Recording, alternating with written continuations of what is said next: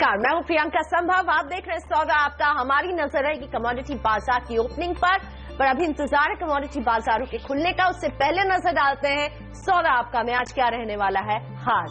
जोरदार कमाई का तत्काल ट्रेड आइडिया 10:10 में इंट्राडे के लिए समझिए हमारे एक्सपर्ट आपको कहां देने खरीद या बिकवाली की सलाह।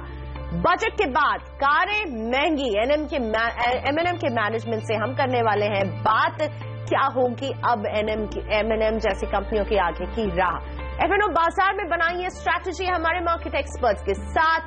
बजट की बारीकियां समझेंगे खास मेहमान एमके वेणु से। घरेलू फंड्स की नजर में बजट जुड़ेंगे रिलायंस म्यूचुअल फंड के सुनील सिंघानिया और आपके शेयरों पर होगी फटाफट सलाह। लेकिन सबसे पहले रुक करते कमोडिटी बाजार का। जब तक खुल रहे कमोडिटी बाजार आपको बताते हैं कि किस तरह के अंतर्राष्ट्रीय बाजारों से संकेत हैं कमोडिटी बाजारों के लिए। तो अंतर्राष्ट्रीय बाजार में कच्चे तेल के मूड में हम एक सुधार आते हुए फिर से देख रहे हैं। तेजी देखने को मिल रही है कच्चे तेल के भावों में। ब्रेंट क्रूड $36 के पार चला गया है। नाइमेक्स पर भी $34 के बेहद कारोबार हो रहा है और इस तरह के लेवल्स हम लंबे समय के बाद देख रहे हैं क्रूड में। जबकि अक्सर हमने देखा है कि जिस तरह प्रोडक्शन कट को लेकर कोई सहमति नहीं बन पा रही है, इस वजह से कच्चे तेल में दबाव जो है वो बढ़ता जा रहा था। लेकिन इस हफ्ते अभी तक तेजी देखने को मिली है। याद रहे कि आज एपीआई की इन्वेंट्री रिपोर्ट भी आने वाली है और दूसरी तरफ सोने की चमक भी बढ़ी हुई है। अंतर्राष्ट्रीय बाजार में सोने का दाम $1240 के पार है। इसमें करीब 1% की तेजी हमें अभी फिलहाल देखने को मिल रही है। और ये भी बता दें कि पिछले एक महीने में सोने का दाम करीब 10% उछल चुका है। यानी सोने को जो सेफ हेवन होने की एक खासियत के लिए जाना जाता है, उसका फायदा हम देख रहे हैं। दरअसल गोल्ड ईटीएफ्स की होल्डिंग लगातार बढ़ रही है। एसपीडीआर गोल्ड ईटीएफ की होल्डिंग कल करीब 2% बढ़कर 777 टन के पार चली गई है, जो पिछले 1.5 साल में सबसे ज्यादा है और इसीलिए सोना चमक रहा है। आज अमेरिका और यूरो जोन में मैन्युफैक्चरिंग पीएमआई के आंकड़े जारी होने वाले हैं। इस पर रहेगी नजर कमोडिटी बाजार की। सोने के साथ साथ चांदी में भी हम तेजी देख रहे हैं और इसका दाम $15 प्रति ऑन्स के बेहद करीब पहुंच गया। हालांकि बजट के बाद आज डॉलर के मुकाबले रुपए में हमने सुबह स्ट्रेंथ के साथ शुरुआत होते हुए देखी है और डॉलर की कीमत $68.40 के नीचे आ गई है। इन सारे ही संकेतों को किस तरह से देख रहे हैं घरेलू कमोडिटी बाजार खुल रहे हैं। नजर डालते हैं कि लेवल्स पर हो रही है शुरुआत आज घरेलू कमोडिटी बाजार की। और सबसे पहले सोना तेजी के साथ खुल रहा है। 29,797 का भाव, $284 की मजबूती हमें दिख रही है। इंटरनेशनल मार्केट में जो तेजी है इस वजह से सोना और चांदी दोनों ही आज मजबूत शुरुआत करते हुए। चांदी भी देखिए 36,250 के भाव के साथ खुलते हुए। लेकिन क्रूड में दबाव 2,316 का भाव क्रूड एमसीएक्स में है। कमजोरी के साथ क्रूड एमसीएक्स की शुरुआत हो रही है। प्राकृतिक गैस की अगर बात की जाए तो यहां पर भी कमजोर शुरुआत, $170 के साथ शुरुआत होती हुई नेचुरल गैस एमसीएक्स की। सोना चांदी मजबूत है लेकिन क्रूड और नेचुरल गैस में हम देख रहे हैं दोनों में ही आज लाल निशान में शुरुआत होती हुई। नजर डालेंगे कि बेस मेटल्स की शुरुआत आज कैसे हो रही है, साथ ही एग्री कमोडिटीज पर भी होगी नजर। और हमारे एक्सपर्ट्स आपको बताने वाले हैं कि एग्री कमोडिटी और बेस मेटल्स में आपको कहां अपने लिए पोजीशन बनानी चाहिए। तो इन सब पर बात करने के लिए मेरे साथ जुड़ने वाले हैं 2 एक्सपर्ट। लेकिन उससे पहले एग्री कमोडिटीज का एक चेक ले लेते हैं। सोयाबीन आपकी स्क्रीन पर आएगा। सोयाबीन में कैसी शुरुआत हो रही है। कमजोर है आज सोयाबीन एनसीडेक्स का भाव 3,640 के साथ शुरुआत हुए। सोया ऑयल $615.95 के भाव के साथ तेजी के साथ खुलते हुए। तो मैं जैसा बता रही थी मेरे साथ जुड़ने वाले 2 कमोडिटी बाजार के एक्सपर्ट कावी कॉमट्रेड के हिमांशु गुप्ता है। Good morning Himanshu. और एंजल कमोडिटीज के अनुज गुप्ता, गुड मॉर्निंग आप दोनों को ही। हिमांशु, आज नॉन एग्री में आप कहां पैसा लगाने की सलाह देंगे? Good morning Priyanka. जैसा कि हमने देखा है कि आज गोल्ड और सिल्वर हरे निशान के साथ खुले हैं। एक पॉजिटिव ओपनिंग देखने को मिली है। हिमांशु गुप्ता और एंजल कमोडिटीज के अनुज गुप्ता मेरे साथ है। हिमांशु, क्या आपको मेरी आवाज आ रही है तो बताइए कि कहाँ नजर है आपकी आज बेस मेटल्स में? Good morning Priyanka. हिमांशु से हमारी बातचीत नहीं हो पा रही है, लेकिन हमने अभी देखे कि किस तरह की शुरुआत आज कमोडिटी बाजार में हुई है। लेकिन अनुज, क्या आप मुझे सुन पा रहे हैं? Anuj, good morning.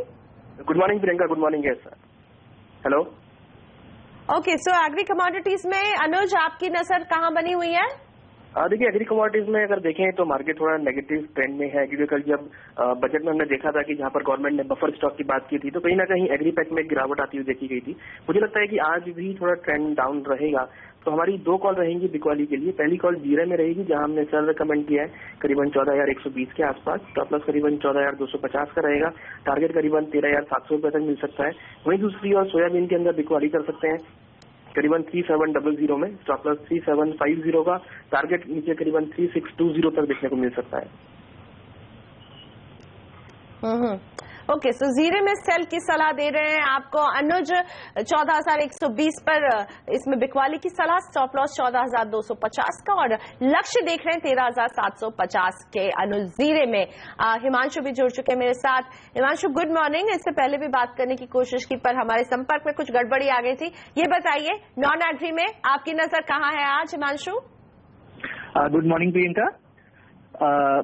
जैसा कि हमने देखा है कि आज गोल्ड और सिल्वर में एक पॉजिटिव ओपनिंग देखने को मिली है।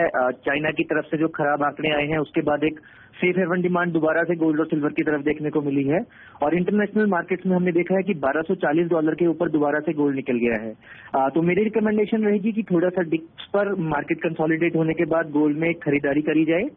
पहला लक्ष्य 750 से 800 रुपए का रहेगा और अगर उसके ऊपर प्राइस सस्टेन करते हैं तो 29,900 तक का भी टारगेट इंट्राडे में देखने को मिल सकता है। दूसरा साथ ही साथ हमने देखा है कि चाइना की तरफ से जिस तरह से आज पीएमआई नंबर खराब आए हैं उसका सीधा सीधा दबाव बेस मेटल स्टैक में देखने को मिल रहा है। शुक्रिया हिमांशु और अनुज, आज हमारे पास इतना ही वक्त था आप दोनों का हमारे साथ जुड़ने के लिए। और अब सीधा रुक करते मुंबई स्टूडियो का। हमारे मार्केट एडिटर अनिल सिंघवी मेरे साथ जुड़ चुके हैं, उनके साथ हैं खास मेहमान आईआईएफएल के चेयरमैन निर्मल जैन। अनिल जी सीधा आपके पास। शुक्रिया प्रियंका आपका। और आईआईएफएल के चेयरमैन निर्मल जैन साहब हमारे साथ हैं। और निर्मल जी बड़े चेयरफुल मूड में बाजार हैं, आप भी दिख रहे हैं। लगता है बाजार को अब बजट समझ में आ गया है। हाँ, बाजार को बजट समझ में आ गया और बजट में जो बाजार में जो एफआईज और इंस्टीट्यूशनल इन्वेस्टर्स हैं वो देखते हैं खास मैक्रो और फिस्कल डिसिप्लिन को। तो डिस्पाइट बहुत सारे प्रेशर थे कि रूरल और एग्रीकल्चरल स्पेंड इतना बढ़ाना था, पर उसके बावजूद जो वित्त मंत्री साहब हैं उन्होंने फिस्कल डेफिसिट को 3.5% पर कंट्रोल करके रखा।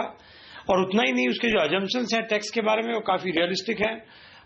तो अब इससे लगता है कि इंटरेस्ट रेट कट करना आरबीआई गवर्नर के लिए आसान हो जाएगा और बाजार उसी चीज को एक पॉजिटिव दृष्टि से देख रहा है।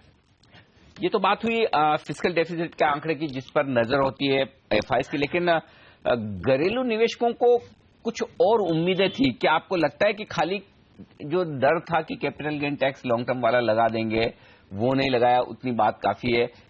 ऐसा लग रहा है उनकी उम्मीदें उतनी पूरी हुई नहीं और ऊपर से आप जैसे ब्रोकरेज हाउसेस के लिए ऑप्शंस पर एसटीटी बढ़ाना क्या इसे एक नेगेटिव समझा जाए?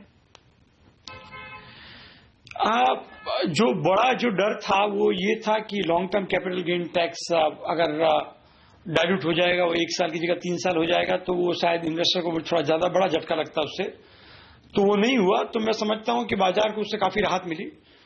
और उसके अलावा बहुत सारे जो टैक्सेस की बात हो रही थी, कोई इनहेरिटेंस टैक्स या जो एस्टेट ड्यूटी की बात करते हैं या वेल्थ टैक्स, तो वो सब भी जो नहीं आए तो उससे भी मुझे लगता है काफी राहत हुई। तो बाजार, और जहां तक ऑप्शंस पे एसटीटी का सवाल है, वो ऑप्शंस में स्पेकुलेटिव एलिमेंट काफी बढ़ गया था। अगर मतलब वो एक बाजार का छोटा हिस्सा है, जो निवेशक हैं उनके लिए वो बहुत ज्यादा मायने नहीं रखता है। वो ज्यादातर जो है ट्रेडर्स या स्पेकुलेटर्स या हेजिंग के लिए है। और उसमें भी जो एसटीटी है वो 0.05% हो जाएगा। तो मैं समझता हूं वो बहुत बड़ा झटका नहीं है। और बाजार बाकी जो मैक्रो चीजें हैं जो जैसे फंडामेंटल जिस पर निर्भर करते हैं, तो उन चीजों से बाजार काफी खुश है। तो निर्मल जी, जो मैक्रो चीजों से बाजार खुश है, तो आपको क्या लगता है ग्रोथ कहां से आएगी इस बजट को देखकर? क्या वो रोड और रेल सेक्टर और इंफ्रा पर जो फोकस है बाजार का बजट का, क्या वहीं से ग्रोथ आनी है? ग्रोथ एक वहां से ग्रोथ में 2 पहलू है ग्रोथ के, एक है डिमांड और दूसरा है इन्वेस्टमेंट। तो अगर आप रूरल स्पेंडिंग बढ़ाते हैं, और रूरल में जो एलोकेशन है टोटली ऑलमोस्ट डबल हो गया एक्चुअली, तो काफी रिकॉर्ड ग्रोथ हुई है उसमें, जिसमें कि स्टेट और सेंटर का दोनों मिला के।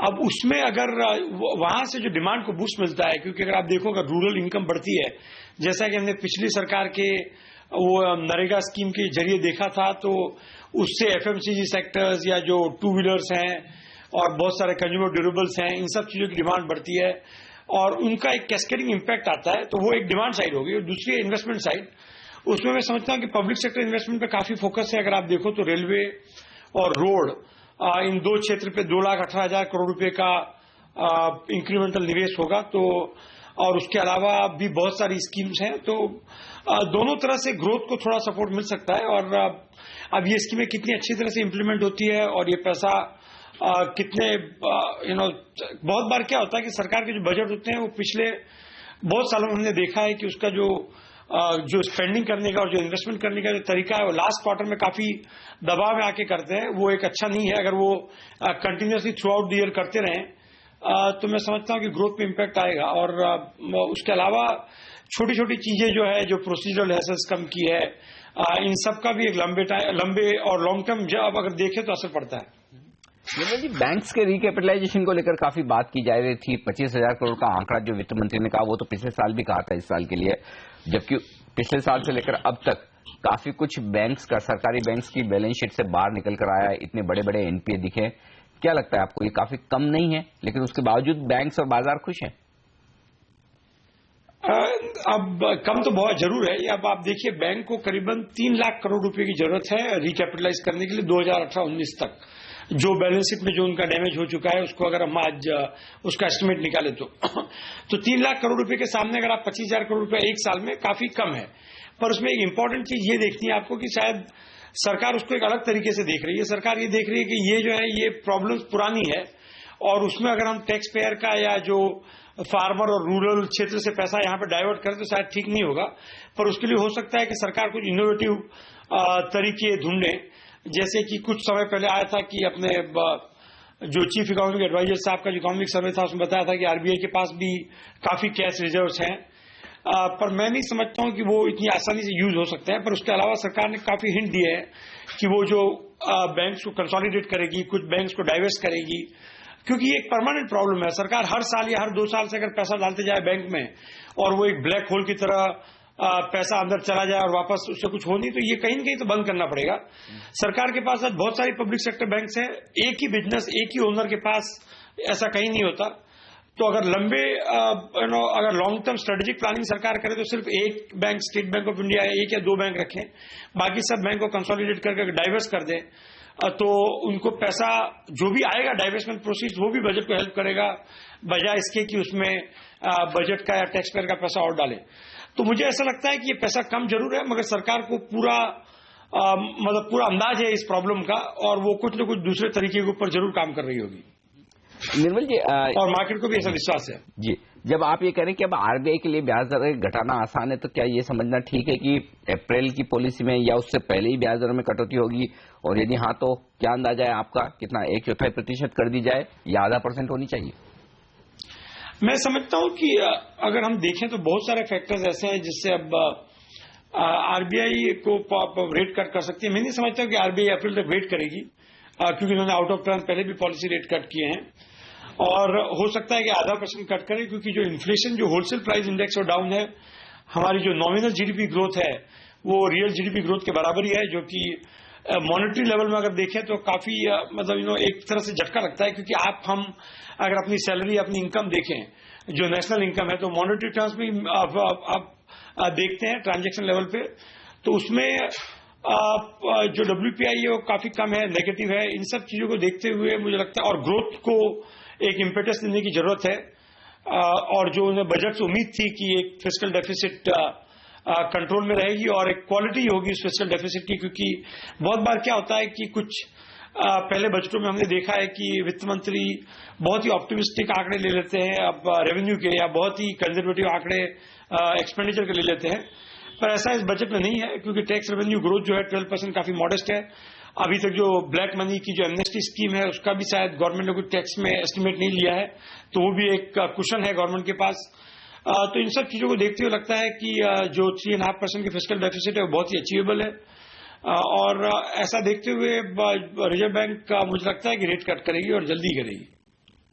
कई सारे रिटेल इन्वेस्टर डरे हुए हैं निर्मल जी, और चूंकि आपका तो पूरे देश भर में बड़ा कारोबार है इस रिटेल स्पेस में, ये बताएं सर कि क्या उन्हें यह समझना ठीक है कि यहाँ से बहुत ज्यादा रिस्क नहीं है नीचे जाने की? ये 6700-6800 के आसपास जो कुछ निफ्टी है वो बहुत अच्छा लेवल है, पैसा लगाना चाहिए इस वक्त बाजार में इस बजट के बाद? अब इसमें ऐसा है कि जो यहाँ से जो ग्लोबल फैक्टर्स हैं उसका तो आपके हमारी सरकार के पास कोई सोल्यूशन नहीं है, और उसका एक बार अगर समझो वहां पे कुछ झटके लगते हैं तो यहाँ पे भी झटके लगेंगे, उसको इग्नोर नहीं किया जा सकता है। और पर अगर उसको एक बार हम साइड में रखें और लंबे में 3 साल या 5 साल के लिए देखें तो मैं समझता हूं कि इंडियन इक्विटी इन्वेस्टर्स काफी अच्छा मुनाफा कर सकते हैं, काफी अच्छा रिटर्न कमा सकते हैं। तो अगर आप इन्वेस्ट करो तो उसी तरह से करो कि आप पैसा उस 3 साल तक उसको लगा सको। अगर आप अभी इन्वेस्ट करो और हो सकता है 5-10% अगर मार्केट गिर जाए और घबरा जाओ तो उस तरह के इन्वेस्टर्स को ऐसे बाजार में निवेश नहीं करना चाहिए। पर अगर आपके पास स्थिर पैसा है, आपके पास अपना पैसा है जो बोरो किया हुआ पैसा नहीं है, और आप उसको 3 साल एक बार लगा के एक लॉन्ग टर्म इन्वेस्टमेंट की तरह देख सकते हो, तो अच्छा मौका है बाजार में पैसा लगाने का। निर्मल जी, आखिरी सवाल आपसे, इस बजट के बाद वो सेक्टर्स जो आपको पसंद है जहां पर निवेश के मौके बनते हैं इस वक्त? बजट के बाद काफी सेक्टर, मुझे लगता है सभी सेक्टर्स अच्छे हैं। ऐसा कोई इस बजट में किसी एक सेक्टर पे ज्यादा कोई मतलब ऐसा कोई नुकसान नहीं हुआ है। सिगरेट पे भले ड्यूटी बढ़ी होगी मगर वो एक्सपेक्टेड था। पर अगर लॉन्ग टर्म के हिसाब से देखें तो जो एग्रीकल्चर बेस्ड है, रूरल सेक्टर्स हैं या आईटी सेक्टर्स हैं, अगर आप पैसा लगाना चाहो तो एफएमसीजी, फार्मा, आईटी, सीमेंट, क्योंकि अफोर्डेबल हाउसिंग और इंफ्रास्ट्रक्चर, सीमेंट सेक्टर को भी काफी फायदा होगा।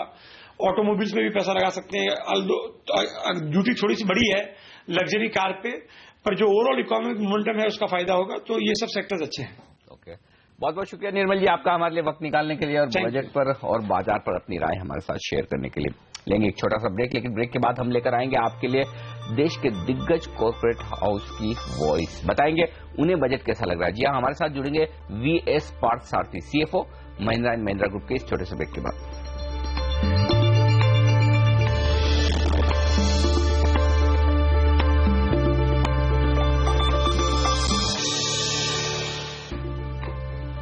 और M&M के मैनेजमेंट से हम बातचीत करें उससे पहले मौजूदा हालात में वो ट्रेडिंग आइडिया जिससे आप जोरदार कमाई कर सकते हैं इस वक्त के तत्काल ट्रेड। जय ठक्कर की राय C8 में खरीदारी करने की, और वो कह रहे हैं कि इसका फ्यूचर खरीदें 950 के स्टॉप लॉस के साथ 990 के आसपास के लक्ष्य के लिए ये राय देते हुए जय ठक्कर C8 में। चलिए अब बात करेंगे देश के दिग्गज ऑटो इंफ्रा ग्रुप की, और वो है महिंद्रा एंड महिंद्रा ग्रुप के सीएफओ हमारे साथ हैं इस वक्त वीएस पार्थसारथी। पार्थसारथी साहब, स्वागत है आपका CNBC आवाज पर। नमस्कार। क्योंकि आपका ग्रुप कई सारी एक्टिविटीज में है, ऑटो सेक्टर पर मैं स्पेसिफिकली बात करना चाहता हूं, लेकिन पहले ग्रुप के लिहाज से मैं बात करना चाहता हूं। इस बजट में ग्रामीण इलाकों पर, रूरल पर काफी जोर दिया गया है, इंफ्रास्ट्रक्चर पर काफी जोर दिया गया है, एग्रीकल्चर पर काफी फोकस है। किस तरह का फायदा आपके ग्रुप को होगा बजट में, जो कुछ भी इन तीनों सेक्टर्स के लिए कहा गया है उससे, उसको देखकर? धन्यवाद। पहले तो ये बजट फार्मर या किसान पर काफी केंद्रित है। उसकी सुरक्षा, खर्च, कीमत और सुविधा चारों पर बहुत सारा फोकस है। जैसे कि सुरक्षा के लिए जो क्रॉप इंश्योरेंस है उस पर फोकस है, इंटरेस्ट सब्सिडी उसका खर्च कम करने के लिए, और कीमत और सुविधा के लिए ई कॉमर्स प्लेटफॉर्म जिससे कि वो डायरेक्टली मार्केट में पहुंच सकते हैं।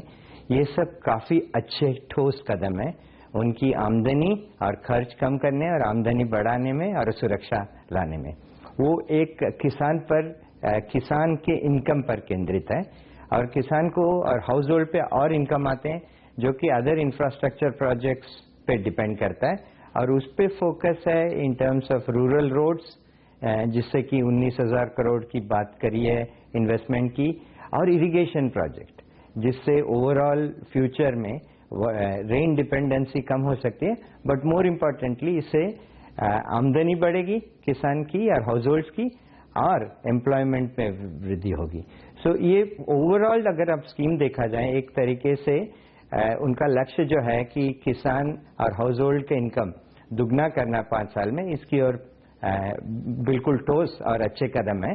इससे ओवरऑल रूरल इकोनॉमी को बेनिफिट होगा एंड रूरल इकोनॉमी को जब बेनिफिट होगा तो भारत को बेनिफिट होगा और इंडिया को बेनिफिट होगा। और हम जो कि रूरल से काफी डीपली जुड़े हुए हैं उनका हमको फायदा होगा। ट्रैक्टर इंडस्ट्री, एग्री इंडस्ट्री और बाकी इंडस्ट्रीज, ऑटो इंडस्ट्री जो जुड़े हैं इनसे, इन सब के लिए बहुत फायदा है। अब अगर मैं दूसरी तरफ बात करूं in terms of infrastructure, there are 2 or 3 very important और बहुत अच्छे कदम हैं। पहली चीज है कि 100% प्रॉफिट जो कि अफोर्डेबल हाउसिंग पे उन्होंने डिक्लेयर किया है, इससे डेवलपर को काफी फायदा होगा और वो लोग अफोर्डेबल हाउसिंग पर ध्यान केंद्रित कर सकते हैं। उसी तरह अफोर्डेबल हाउसिंग को काफी सहूलियत दी गई है, जैसे डिडक्शंस, इंटरेस्ट 50,000 तक उनको डिडक्शन मिलेंगे, सो उससे उनके लिए फायदा है एंड वो पहली बार घर खरीद सकते हैं। मिडिल इनकम वालों के लिए भी, मिडिल हाउसिंग वालों के लिए भी ये फायदेदार है। उसी तरह अगर आप देखें तो एग्जम्पशन इन सर्विस टैक्स, इसके एंड ऑल्सो एक्साइज ड्यूटी, ये खर्चे कम करेंगी हाउसिंग की, जो कंस्ट्रक्शन की, और उससे फाइनली द एंटायर इंडस्ट्री को बेनिफिट होगा। तो यहाँ पर इंडस्ट्री को बेनिफिट होगा, लेकिन पार्थसारथी साहब मैं आपसे स्पेसिफिकली जो जानना चाहता हूँ वो है आपकी दिग्गज कंपनी महिंद्रा एंड महिंद्रा यानी कि ऑटो इंडस्ट्री के बारे में। उसके जो प्रोविजंस आए हैं बजट में, क्या असर पड़ेगा, वो आपसे सवाल लूंगा मैं, लेकिन उससे पहले एक छोटा सा ब्रेक मुझे लेना है।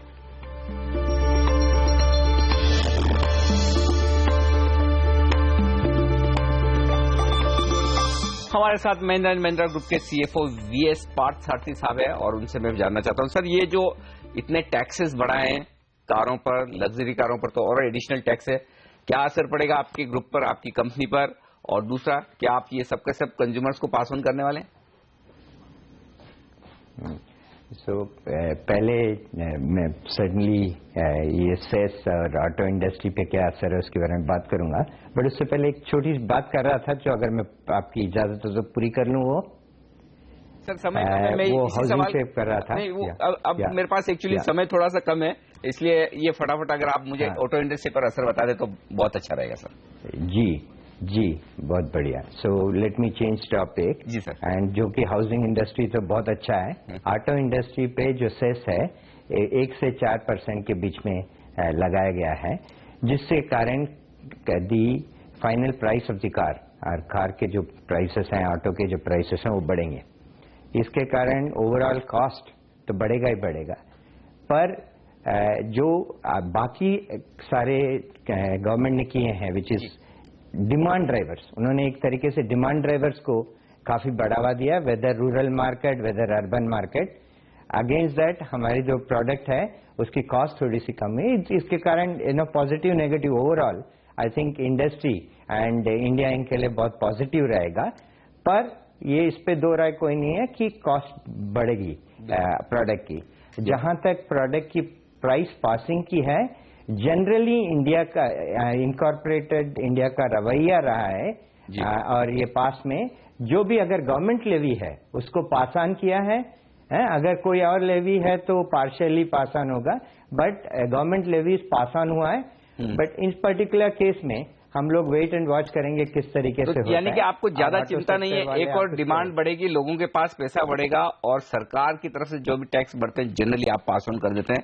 ये आपकी राय आती है। पार्थसारथी साहब बहुत बहुत शुक्रिया आपका हमारे लिए वक्त निकालने के लिए। वक्त एक छोटे ब्रेक का, और ब्रेक के बाद जब हम लौटेंगे हमारे साथ बाजार के जाने माने दिग्गज फंड मैनेजर जुड़ेंगे। जी हाँ, हम बात करेंगे रिलायंस म्यूचुअल फंड के head of equities Sunil Singhania से इस छोटे से ब्रेक के बाद।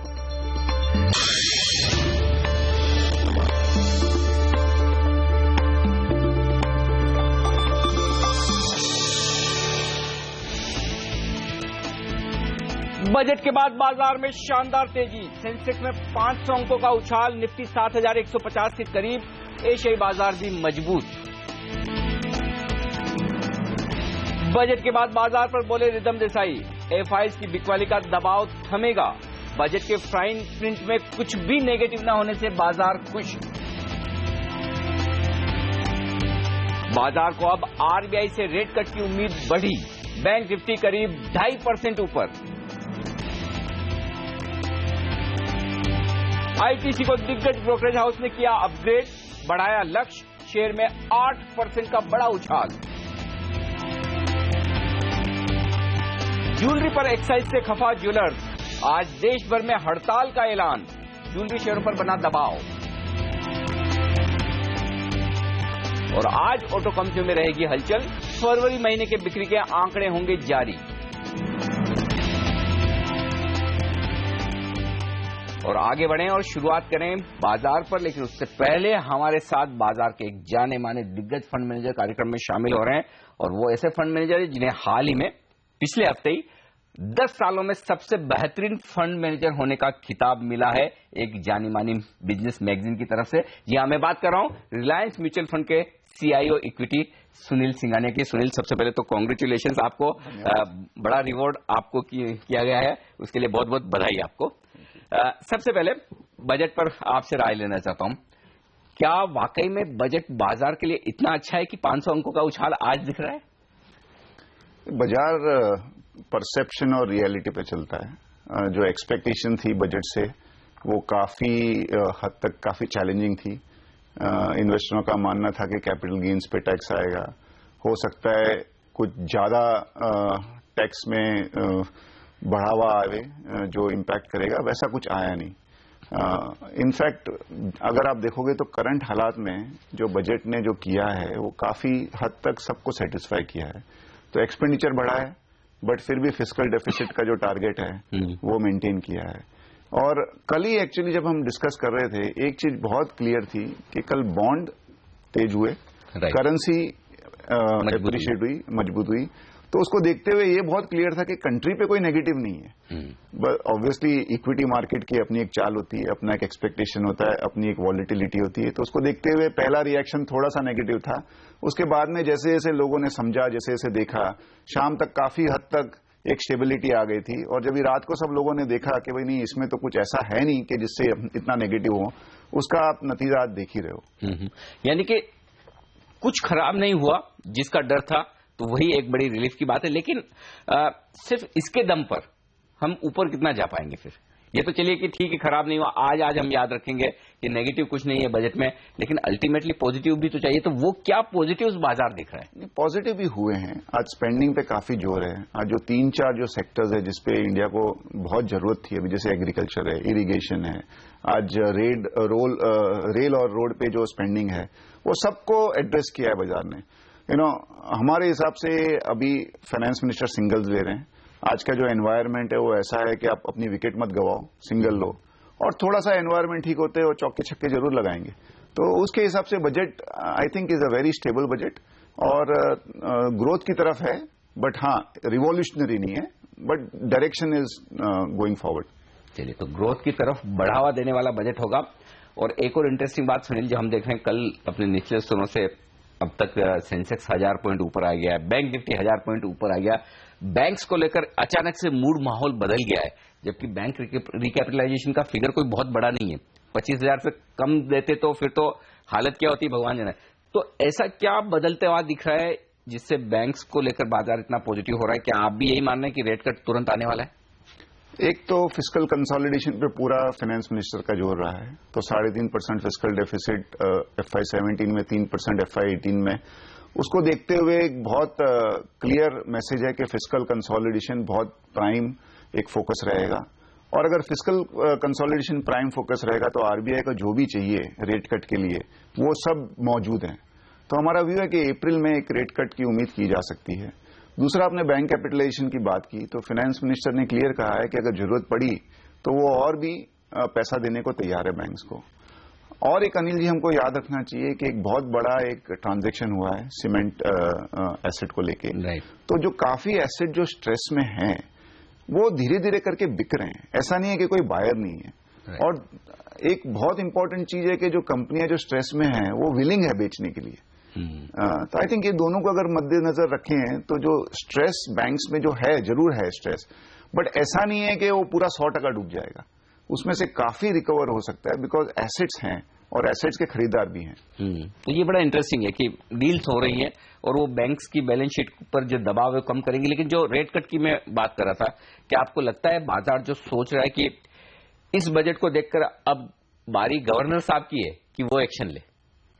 नहीं, 100% अप्रैल में रेट कट की उम्मीद की जा सकती है, और भगवान का अगर आशीर्वाद रहा और मानसून ठीक ठाक रहा तो उसके बाद में भी और एक रेट कट की उम्मीद की जा सकती है। और वैसे भी अब तक का तो इतिहास यही है कि 2 मानसून खराब होने के बाद तीसरा तो अच्छा हुआ ही है, 3 मानसून अब तक कभी खराब नहीं हुए, तो उम्मीद की जाएगी अच्छा होगा। लेकिन एक और बात जो बाजार के लिए बड़ी दिक्कत की है वो है माइक्रो फैक्टर्स। मैक्रो फैक्टर्स को लेकर सबको कंफर्ट है कि देश की इकोनॉमी ठीक है, हमारी बैलेंस शीट ठीक है, लेकिन जिस तरह से कई सारे प्रोविजंस बजट में ऑटो सेक्टर को ले लें, बाकी कंपनियों को ले लें, वो कंपनियों की कमाई कम करने वाले हैं, डिमांड और कम होगी, ये सब साफ दिख रहा है।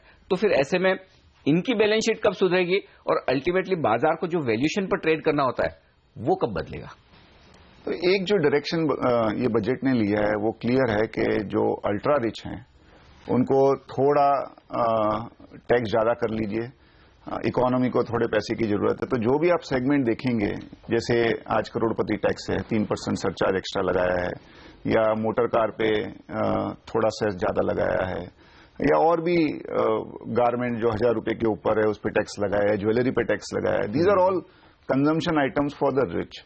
तो एक थोड़ा सा एक बैलेंस करने की कोशिश की है कि आज जो सिनारियो है देश में वो थोड़ा सा चैलेंजिंग है। इस चैलेंजिंग सिनारियो में अगर अल्ट्रा रिच को थोड़ा टैक्स कर लें हम और उसको रूरल एग्रीकल्चर या देश के ग्रोथ में लें, I think that mindset is that. हमें नहीं लगता है कि 1 या 2% से डिमांड में ज्यादा डिफरेंस होगा। जो बंदा 10 लाख रुपए की गाड़ी खरीदता है वो 10 लाख 10 हजार की भी गाड़ी खरीदेगा। तो सेंटिमेंटल थोड़ा नेगेटिव है, बट डायरेक्शन बहुत क्लियर है कि जो अल्ट्रा रिच हैं they can contribute a little bit more in this challenging times. लेकिन कई सारे ऐसे इन्वेस्टर्स हैं जो पैसा लगाते हैं, आप जैसे फंड्स में या उन्होंने शेयर खरीद रखे हैं, अब एक्स्ट्रा 10% और टैक्स डिविडेंड पर, ये ट्रिपल टैक्सेशन हो गया एक तरह से। तो क्या ये जायज है या फिर यहां पर कहीं न कहीं कुछ और तरीका ढूंढना चाहिए सरकार को रेवेन्यू बढ़ाने का, बजाय इसके कि एक ही कमाई पे 3 बार टैक्स लगा दें? तो जो हमारे इन्वेस्टर है वो तो खुश होंगे, क्योंकि जो डिविडेंड म्यूचुअल फंड डिक्लेयर करता है उस पर ना डिविडेंड डिस्ट्रीब्यूशन टैक्स लगता है, न ही उस पर 10% डिविडेंड टैक्स लगेगा। तो हमारे इन्वेस्टर, अच्छा ये आप क्लेरिफाई करें कि एकदम क्लियर अगर समझिए मुझे 10 लाख रुपए से ज्यादा सालाना डिविडेंड आया है म्यूचुअल फंड से, तो कोई टैक्स नहीं लगेगा। उस पर टैक्स नहीं, सीधा अगर कंपनी से आ रहा है तो ही टैक्स लगेगा। कम से कम एक अच्छी बात वित्त मंत्री ने कही कि लोगों को ये कह रहे हैं और ज्यादा आपके लिए बढ़िया है कि म्यूचुअल फंड के जरिए पैसा लगे। 100%। तो this is section 115O which is applicable only to dividend received from companies, not from mutual fund. जहां तक कंपनियों से पैसा डिविडेंड आने की बात है, इससे रेवेन्यू में ज्यादा इंपैक्ट नहीं होगा, बट इन्वेस्टरों को भी ज्यादा इंपैक्ट नहीं होगा। I think it is much better than tax on capital gains, क्योंकि इंडिया में अप्रोक्सीमेटली डिविडेंड यील्ड 1-1.25% ही है। तो 10 लाख के डिविडेंड पे आपको मानी 10 करोड़ के पोर्टफोलियो पे 10 लाख का डिविडेंड आएगा, उस पर 1 लाख रुपया आपका एक्स्ट्रा लग जाएगा, which is 0.1% of your portfolio. जहां तक पीपल आर विलिंग और प्रिपेयर्ड कि भाई हो सकता है कि लॉन्ग टर्म कैपिटल गेन्स पे 10% टैक्स आ जाए। तो I think overall it is a positive, not a negative. बिल्कुल सुनील, मैं आपसे और विस्तार में चर्चा करना चाहता हूं, लेकिन चूंकि मैं आप सब दर्शकों को भी बता दूं, आज शाम को ही हम एक बहुत बेहतरीन पैनल डिस्कशन और करने वाले हैं जिसमें सुनील सिंघानिया हमारे साथ होंगे। आप सब वो देख सकते हैं 6:30 से 7:30 बजे CNBC आवाज पर लाइव ये डिस्कशन होगा। सुनील सिंघानिया के साथ नवनीत मुनोत होंगे, रामदेव अग्रवाल साहब होंगे, संजय भट्टाचार्य होंगे और HSBC के सुनील संगाई भी होंगे। तो ये 5 लोगों के साथ हम एक दमदार पैनल डिस्कशन बजट के बाद वाला करने वाले हैं आज शाम को, तो वो भी देखेगा। फिलहाल सुनील बहुत बहुत शुक्रिया हमारे लिए वक्त निकालने के लिए, बजट के बाद अपनी राय हमारे साथ शेयर करने के लिए। 525 अंक ऊपर है सेंसेक्स और 160 अंक ऊपर है निफ्टी। वक्त एक छोटे से ब्रेक का, ब्रेक के बाद हमारे साथ जुड़ेंगे MK वेणु साहब, बात करेंगे उनसे बैंक के रिकैपिटलाइजेशन पर इस छोटे से ब्रेक के बाद।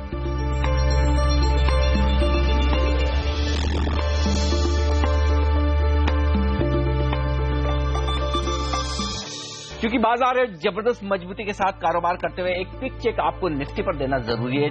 157 अंकों की मजबूती, 525 अंकों पर सेंसेक्स है। एलकेपी सिक्योरिटीज के डेरिवेटिव एक्सपर्ट गौरव बिस्सा हमारे साथ कार्यक्रम में शामिल हो चुके हैं। गौरव, क्या कोई ब्रेकआउट के संकेत दिख रहे हैं? 7100 के पार जो निकलकर टिकता हुआ दिख रहा है निफ्टी, क्या कहेंगे आप, खरीदना चाहिए इस वक्त? Good morning. देखिए, फ्रेश बाइंग की सलाह तो बिल्कुल नहीं दूंगा, क्योंकि आज 160 पॉइंट ऊपर अगर आप कहते हैं तो एक तो रेजिस्टेंस के आसपास है 7200 जो है वो इमीडिएट रेजिस्टेंस भी है, लेकिन हाँ एक सेक्युलर रैली आप कह सकते हैं। काफी सारे स्टॉक्स, काफी सारे सेक्टर्स हैं, उससे शॉर्ट कवरिंग के आधार पर नहीं बल्कि फ्रेश बाइंग में भी नजर आ रही है। और आज हम अगर ये पॉजिटिव नोट पे ही क्लोज होते हैं तो एक अच्छा सेटअप बन जाएगा कि निचले स्थानों पर अगर निफ्टी आएगी तो लोग बाय की सलाह देंगे rather than sell and rise की। तो वो जो एक पैराडाइम शिफ्ट होगा सेंटीमेंट का, वो मेरे हिसाब से काफी एक महत्वपूर्ण बात है। तो ये लेवल्स पे मैं बाय की सलाह नहीं दूंगा, लेकिन अगर डिप्स अगर आता है निफ्टी में तो आप बाय कर सकते हैं। 7200 7250 ये महत्वपूर्ण लेवल है। पिछली बार भी यहीं से रिवर्सल देखा था, तो अगर 7250 के ऊपर क्लोजिंग आता है तब आप और 200-300 पॉइंट की उम्मीद रख सकते हैं, वरना इमीडिएट रेजिस्टेंस जो है वो ये लेवल्स पे है। तो यानी कि 7250 का ब्रेकआउट चाहिए आपको निफ्टी पर, यानी कि अभी भी यहां से 100 पॉइंट की और मजबूती होने के बाद चार्ट्स ज्यादा बेहतर होंगे, अदरवाइज ये रेंज बाउंड ट्रेड ही है, ऐसा मानना है गौरव का। गौरव, शुक्रिया आपका हमारे लिए वक्त निकालने के लिए। और ब्रेक लेकर हम लौटेंगे तुरंत, और ब्रेक के बाद हमारे साथ जुड़ेंगे द वायर के फाउंडर एडिटर एमके वेणु साहब। जानेंगे उनसे बैंक्स पर, खास तौर से करेंगे चर्चा बैंक्स के रिकैपिटलाइजेशन पर, और साथ ही 4 और 5 मार्च को बैंक्स का ज्ञान संगम होने वाला है, उसमें क्या कुछ हो सकता है, क्या होना चाहिए, इन सब पर करेंगे बातचीत इस ब्रेक के बाद।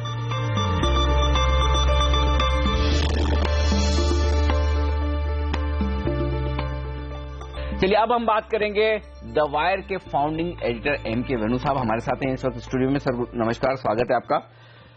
बैंक्स के रिकैपिटलाइजेशन पर आपसे राय लेना चाहता हूं। 25,000 करोड़ वित्त मंत्री ने कहा ये देंगे इस साल, यही आंकड़ा पिछले साल भी था और उसके बाद बड़े भारी भरकम एनपीए बाहर आ गए। आपको क्या लगता है, कम है, कितना होना चाहिए? देखिए, आपको याद होगा ये पहले इन्होंने एक फिगर दिया था 70,000 करोड़, जो कि 4 इंस्टॉलमेंट में उन्होंने कहा था करेंगे। 25, 25, 10, 10, 70 हो गए। और ये उन्होंने ऐलान किया था जब बजट में टेक ओवर किया था सरकार आने के बाद, और उसको तब तक बैंक्स की जो इतनी हालत खराब है ये पता नहीं थी, और ये अभी पता लगी है जब पंजाब नेशनल बैंक ने अपना रिजल्ट अनाउंस किया, और जब से रघुराम राजन ने कहना शुरू किया 6 महीने पहले कि भाई इनको करना है, अब सच बताइए। अब जिस तरह जो सच्चाई बाहर आ रही है, जैसे पीएनबी का जो रिजल्ट आपने देखा, उनकी जो एनपीएस वगैरह और जो स्ट्रेस्ड एसेट्स हैं वर्चुअली कैपिटल को वाइप आउट कर देती हैं, तो मेरे हिसाब से बहुत कम है 25,000। एक्सपेक्टेशन ये थी कि बड़ी सर्जरी होगी और एक बड़ा अमाउंट होगा और एक रोड मैप भी होगी, जो आपके अपने शो में कल बात कर रहे थे। बिल्कुल बिल्कुल। मगर फिर भी मेरे ख्याल मार्केट ने ये देखा है कि जिस तरह यील्ड्स इंप्रूव हुई बजट के बाद, तो मुझे लगा कि मार्केट ये सोच रही है कि रोड मैप अभी अगले 1-2 हफ्ते में अनवेल होगा। मेरे को एक इसमें चिंता ये है कि ये रघुराम राजन से ये मिल के आरबीआई से भी कैपिटल इन्फ्यूजन करवाना चाहते हैं। तो आपको याद होगा जब अमेरिका में जब 2008 का बड़ा क्राइसिस हुआ था, तो फेडरल रिजर्व ने कई एआईजी को, जो इंश्योरेंस कंपनी को, तो $85 बिलियन देकर टेक ओवर कर लिया था, और कई बैंकों को फेडरल रिजर्व ने वर्चुअली टेक ओवर कर लिया था। जो उन्होंने पैसा डाला था वो तो it was more than 50% of their. फिर धीरे धीरे उन्होंने फिर उनको बाद में बेचा धीरे धीरे। मुझे लग रहा है कि इन्होंने अभी स्पेसिफाई नहीं करा, मगर ये हिंट ये कर रहे हैं कि आरबीआई भी कुछ ऐसा कुछ करे। सरकार ये कह रही कि भाई ये तो हमारा बैंक है और इनके पास पैसा है तो क्यों ना करेंगे।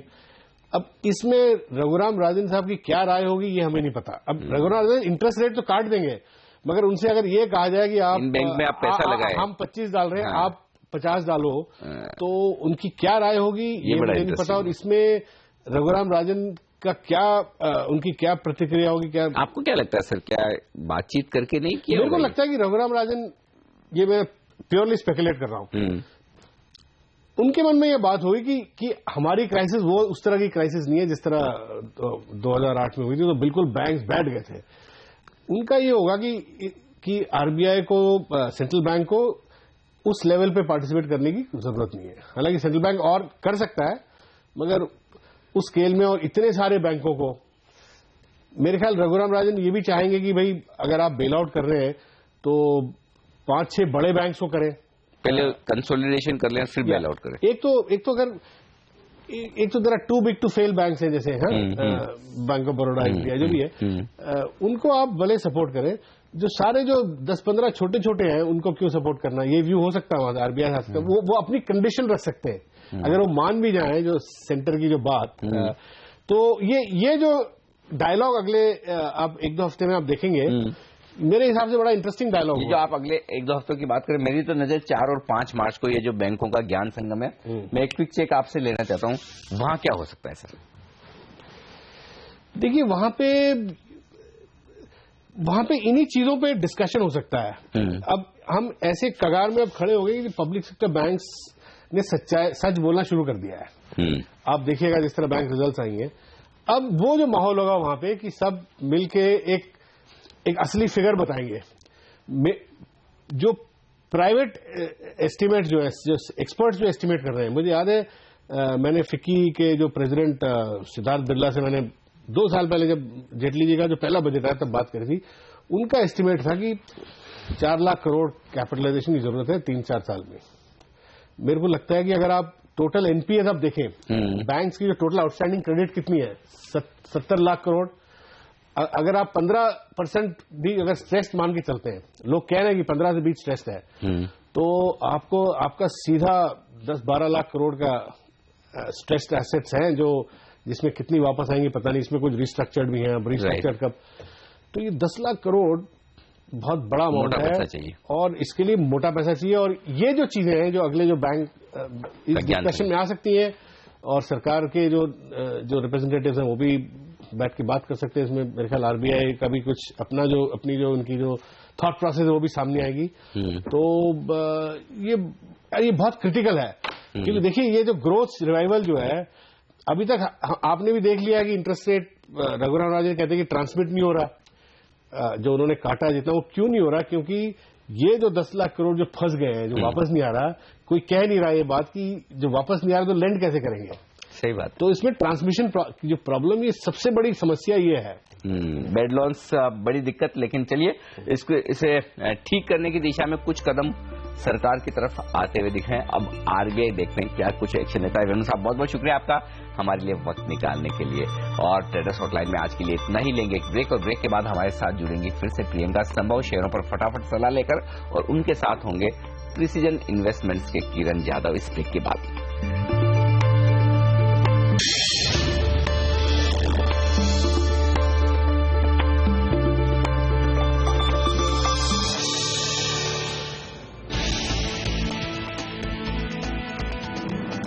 बजट के बाद बाजार में तेजी, सेंसेक्स में 500 पॉइंट की बढ़त, निफ्टी 7150 के करीब, एशियाई बाजार भी मजबूत।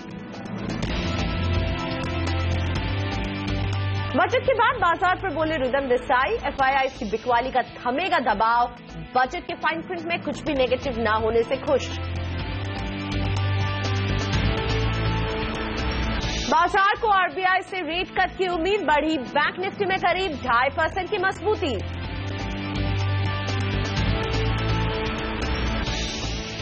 आईटीसी को बड़े ब्रोकरेज हाउस ने किया अपग्रेड, बढ़ाया लक्ष्य, शेयर में 8% से ज्यादा की तेजी।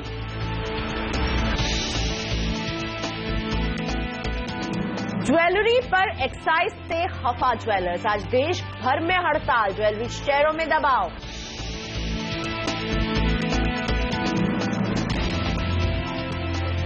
और आज ऑटो कंपनियों में रहेगी हलचल, फरवरी बिक्री के आंकड़े होंगे जारी।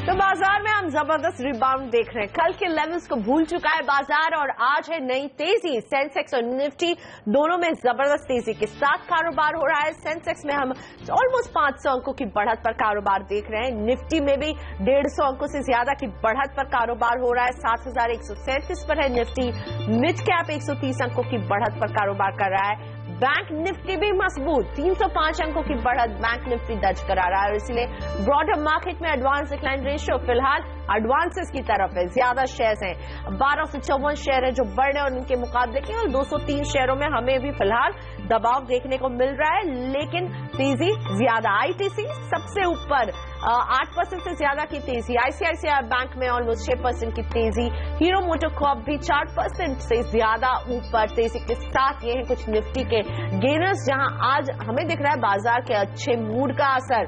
हीरो मोटोकॉर्प, जी एंटरटेनमेंट गेन, ये सभी काउंटर्स है जहां आज हरे निशान पर कारोबार हो रहा है और शेयरों पर फटाफट सलाह देने के लिए मेरे साथ हैं प्रिसिशन इन्वेस्टमेंट सर्विसेज के सीएमडी किरण जाधव। किरण, गुड मॉर्निंग। निफ्टी में आप आज क्या कॉल देना चाहेंगे, क्या करने की सलाह है? अच्छी खासी तेजी है, 150 अंक ऊपर। मॉर्निंग प्रियंका जी, निफ्टी में तेजी करके चलना चाहिए। कल जिस तरीके से हमने निचले स्तरों से एक अच्छा पुल बैक दिखाई दिया और आज उसका कंटिन्यूएशन देखते नजर आ रहे हैं, तो मेरे ख्याल से इधर से और भी तेजी होती नजर आएगी। इंपॉर्टेंट लेवल था 7100 के बहुत सारे कॉल राइट हुए थे और वो करीबन हम 30-40 रुपए पे राइटिंग देख रहे थे। तो मेरे ख्याल से 7140 ये एक बहुत इंपॉर्टेंट लेवल रहेगा। इसके ऊपर हम कंसिस्टेंटली रहते हैं, इसके आसपास भी रहते हैं और इसके ऊपर चलते हैं सेकेंड हाफ में, तो एक अच्छी तेजी सेकेंड हाफ में भी देखने को मिल जानी चाहिए। तो अगर कोई अभी लॉन्ग करता है तो 7100 के नीचे आपका स्टॉप लॉस रहना चाहिए और आगे आप 7200, 7250 के टारगेट्स देखने को मिल जाने चाहिए। ओके, सो 7100 का स्टॉप लॉस ये सजेस्ट कर रहे हैं आपको किरण। लेकिन अब सीधा रुख करते हैं आपके सवालों का। खोपोली से जयंत मेरे साथ है। नमस्ते जयंत, बताइए कौन सा शेयर है आपके पास? मैडम मेरे पास टीटागढ़ वैगनर का 1026 का एवरेज प्राइस है, क्या करना चाहिए? ओके, और आज हम टीटागढ़ वैगन में मजबूती भी देख रहे हैं। किरण, आपको टेक्निकल चार्ट्स पे कैसा लग रहा है टीटागढ़ वैगन? 126 इनकी खरीद रही है। देखिए ये एवरेज का भाव रहा है और आज टीटागढ़ वैगन भले ही आज तेजी के साथ खुला था, लेकिन ये इनको नुकसान हो रहा है। पिछले एक साल का अगर बॉटम्स हम ज्वाइन करते हैं तो उनके सपोर्ट लेवल्स करीबन 90 के करीब आते हैं, 85 to 90। तो 85-90 एक बहुत इंपॉर्टेंट सपोर्ट है। तो मेरा मानना है कि होल्ड करना चाहिए, इन लेवल्स पे बेचना नहीं चाहिए। रेल बजट तो आ चुका है और इतने बड़े गिरावट के बाद हम एक पुल बैक रैली एक्सपेक्ट कर सकते हैं मार्केट के साथ। तो ये स्टॉक वापस एक बार 115, 113, 115 तक जा सकता है। 115 इन लेवल्स पे एक बार रिव्यू ले लेना चाहिए। और फरवरी के ऑटो सेल्स के नंबर आ रहे हैं और इस पर ज्यादा बातचीत करने के लिए मेरे साथ हमारे सहयोगी डिम्पी कालरा जुड़ रहे हैं। डिम्पी, अभी फिलहाल आयशर मोटर के नंबर सामने आए हैं जो अच्छे दिख रहे हैं on the face of it. आपके पास क्या इन्फॉर्मेशन है? इतने नंबर आने की उम्मीद भी थी इस बार प्रियंका के 63% के आसपास के सेल्स जंप आएगा फरवरी के अंदर, और ठीक वैसे इस बार नंबर आए हैं। इसके भी कमर्शियल व्हीकल्स की सेल्स भी पता लग जाए तो कुल मिला के ये समझा जा सकता है। इसके अब कुल बिक्री के आंकड़े भी आए हैं, ये 0.9% से बढ़कर 1.7 जरूरी है, यानी कि इसका रॉयल एनफील्ड बिजनेस जो है काफी अच्छा है। हाँ, लेकिन कमर्शियल व्हीकल्स जो सेगमेंट है आयशर मोटर्स का, वहां पे हो सकता है थोड़ा बहुत प्रेशर आपको आता हुआ दिखे, लेकिन इसका एक एक्सपोर्ट का आंकड़ा भी देखना होगा। पिछली बार अगर आप इसका एक्सपोर्ट देखेंगे वहां पे थोड़ा प्रेशर जरूर आया था, लेकिन इस बार अब इसके एक्सपोर्ट के आंकड़े भी मिल जाएंगे थोड़ी देर में। कुल मिला के ऑन द वेरी फेस ये कहा जा सकता है कि रॉयल एनफील्ड क्योंकि एक बड़ा प्लेयर है और बड़ा इसका एक सेगमेंट है जहां से इसका अच्छा रेवेन्यू आता है, वहां पे आंकड़े इन द लाइन है। 63% एक्सपेक्टेड था, 63% के ही आंकड़े इस बार आए हैं सेल्स ग्रोथ के। ओके, सो आयशर मोटर अच्छे नंबर सामने आ रहे हैं, ऑटो सेल्स की जो फिगर आ रहे हैं। रॉयल एनफील्ड बिल्कुल हिट साबित हुआ है, एक्सपोर्ट के नंबर पर हम नजर रखेंगे, लेकिन रॉयल एनफील्ड की कामयाबी जो है आयशर मोटर के लिए अच्छी साबित हो रही है। और भी ऑटो कंपनीज के नंबर हम दिन भर देखेंगे आते हुए।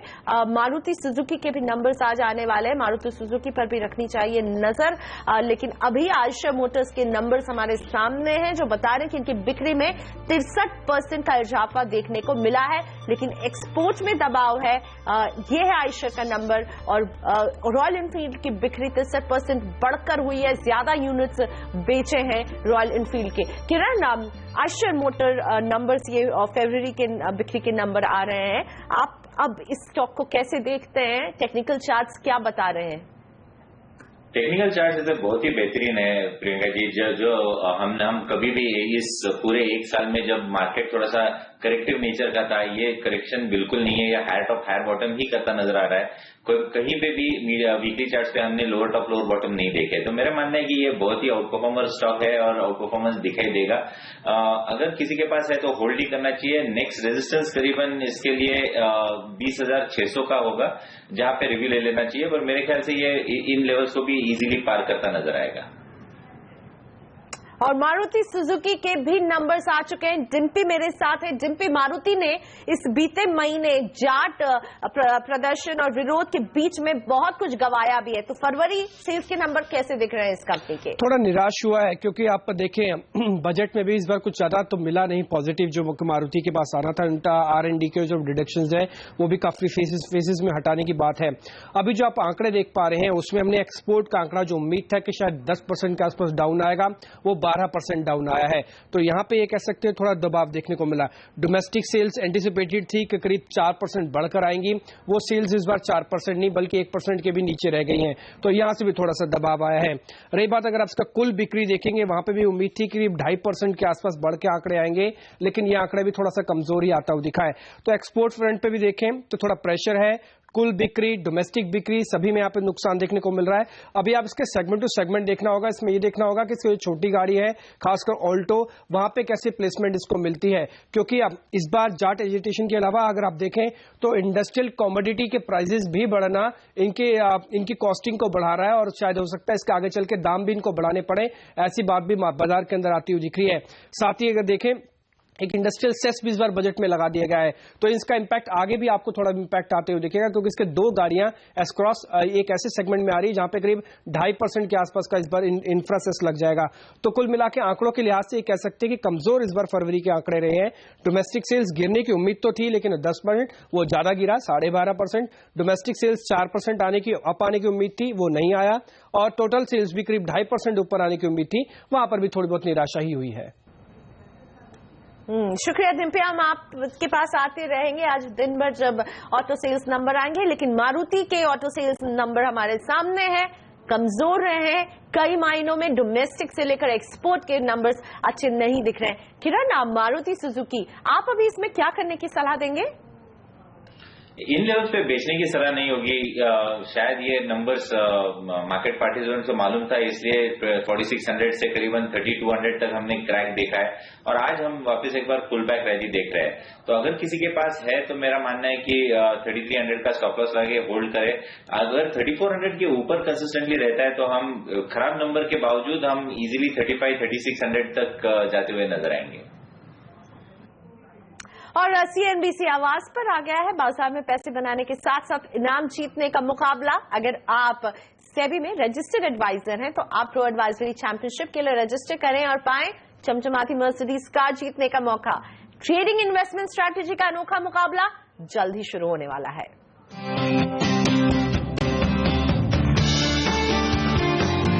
सेबी में रजिस्टर्ड इन्वेस्टमेंट एडवाइजर्स और रिसर्च एनालिस्ट के लिए आ रहा है शानदार मौका, प्रो एडवाइजरी चैंपियनशिप यानी PAC। सिर्फ CNBC आवाज पर आपको मिलेगा इस चैंपियनशिप का पूरा ब्यौरा और शानदार इनाम जीतने का मौका, और इसमें हिस्सा ले सकते हैं इंट्राडे और पोजिशनल कॉल्स देने वाले एडवाइजर्स। ये मुकाबला इक्विटी, कमोडिटी और करेंसी तीनों मोर्चों पर एक साथ चलेगा। तीनों में अपने अपने मुकाबले होंगे और हर रोज सबसे जबरदस्त कॉल देने वाले एडवाइजर्स को मिलेंगे शानदार प्राइज, यानी 10-10 ग्राम सोना, और हर कैटेगरी में चैंपियनशिप जीतने वाले को मिलेगी चमचमाती मर्सिडीज कार। चैंपियनशिप में हिस्सा लेने के लिए आपको सेबी से रजिस्टर्ड इन्वेस्टमेंट एडवाइजर या रिसर्च एनालिस्ट होना जरूरी है। इसके बाद आपको advisorymonday.com के रजिस्ट्रेशन पेज पर जाना है, अपना ब्यौरा भरकर रजिस्ट्रेशन करवाना है और आप इस चैंपियनशिप में हिस्सा लेने के लिए तैयार हैं। चैंपियनशिप का पहला सीजन 21 अप्रैल से शुरू होगा, और सबसे बड़ी बात, इस चैंपियनशिप में हिस्सा लेने के लिए आपको कोई फीस नहीं भरनी। वक्त हो गया ब्रेक का, और ब्रेक के बाद ITL के पिछले हफ्ते के विजेता से करेंगे बात कि कैसे बनाई उन्होंने स्ट्रैटेजी और कमाया शानदार रिटर्न।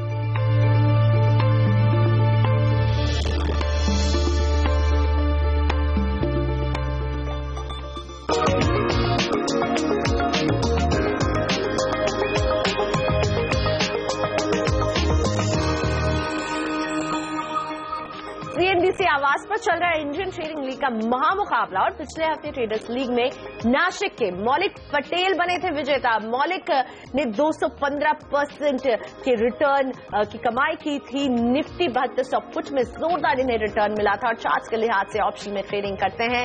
मेरे साथ है नासिक से मौलिक पटेल। मौलिक, पहले तो बधाई इतनी शानदार रिटर्न कमाने के लिए, और हम चाहेंगे कि आप बताएं हमारे दर्शकों को कि आपने अपनी स्ट्रैटेजी कैसे बनाई थी, किन बातों पर नजर रखा था। मौलिक, थैंक यू मैडम।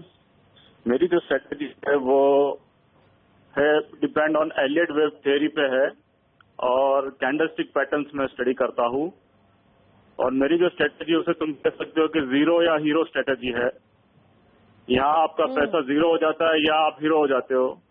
जो रिवॉर्ड जो है वो 1000% भी हो सकता है।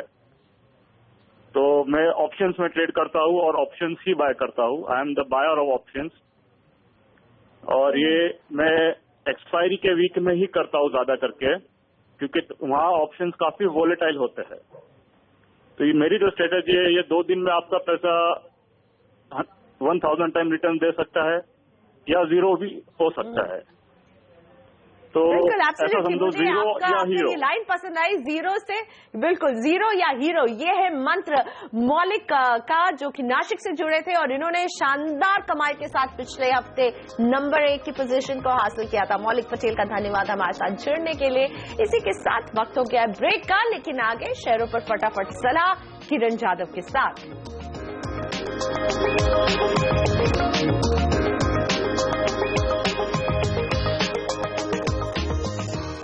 Welcome back. Market expert Kiran Jadhav मेरे साथ है। सीधा रुख करते हैं आपके सवालों का। पहला सवाल अहमदाबाद के आनंद जैन का।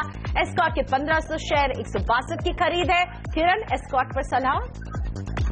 ट्रेंड निचला है तो मेरे ख्याल से पुल बैक पे एग्जिट की रणनीति होनी चाहिए। देहरादून से Anil Puri. Elder pharma 200 share 150 की खरीद। एल्डर फार्मा ट्रेडिंग सस्पेंडेड है तो कोई कुछ भी कर नहीं सकता, तो मेरे ख्याल से जब लिस्टिंग हो जाएगा तब एक बार बाहर निकल जाएगी। जैसलमेर से नीता। EIH के 400 शेयर 110 में खरीदा है। EIH पे होल्ड की सलाह है, पर फिर भी मेरा मानना है कि इंडियन होटल्स एक ज्यादा अच्छा स्टॉक है, तो ये होल्ड करिए या ये एग्जिट करके इंडियन होटल्स में शिफ्ट कर लें। राजकोट से रतन मुद्रा। कर्नेक्स माइक्रो के 500 शेयर होल्ड करते हैं। 71 रुपए की खरीद है। क्लियर डाउन ट्रेंड, मेरे ख्याल से लॉस बुक करके बाहर निकलना चाहिए। जोधपुर से अरविंद चौधरी। NTPC के 1300 शेयर 164 रुपए में इन्होंने खरीदा था। NTPC पिछले 30 सालों से रिटर्न ऑन इन्वेस्टमेंट नेगेटिव है, तो मेरे ख्याल से इधर से बाहर निकल के दूसरे स्टॉक्स में इन्वेस्ट करना चाहिए। हैदराबाद से सलील महाजन। HPCL 500 शेयर 177 रुपए की खरीद। HPCL पे मेरा होल्ड की रेटिंग है, तो मेरे ख्याल से इधर से होल्ड कर सकते हैं। उछाल पे एक बार रिव्यू ले लेना चाहिए। जयपुर से UP शर्मा। NHPC के होल्ड करते हैं 2139 शेयर 36 रुपए की खरीद है। ट्रेंड ठीक ठाक है, मेरे ख्याल से इधर से होल्ड ही करना चाहिए। धीरेन्द्र के पास है सुबेक्स के 3300 शेयर 15 रुपए 80 पैसे में खरीदा था। Clear down trend, negative divergence, exit. Ayush Kumar के पास है जम्मू एंड कश्मीर बैंक के 1650 शेयर 165 रुपए में खरीदारी की है। ये भी एग्जिट है, इसमें से आप शिफ्ट कर सकते हो SBI या बैंक ऑफ बड़ौदा। वाराणसी से गुलशन। मॉइल के 1000 शेयर 311 रुपए में खरीदारी की है। ROI बहुत ही खराब है इस स्टॉक में, तो मेरे ख्याल से इधर से बाहर ही निकलना चाहिए। लखनऊ से विनय जाना चाहते DLF में क्या करें। 9000 शेयर 142 रुपए की खरीद। DLF भी ऐसे ही एक स्टॉक है जहां पे आपके नेगेटिव रिटर्न ऑन इन्वेस्टमेंट रहेगी, तो मेरे ख्याल से उछाल पे बिकॉली करनी चाहिए। बेस्ट केस सिनेरियो ये करीबन 97 तक जा सकता है। धन्यवाद किरण, हमारे वक्त निकालने के लिए। किरण के साथ साथ मुझे भी आज सौदा आपका मैं यही इजाजत दीजिए। नमस्कार। आगे देखिए कमोडिटी बाजार में कहां है एक्शन, हमारे शो कमोडिटी राउंड अप में।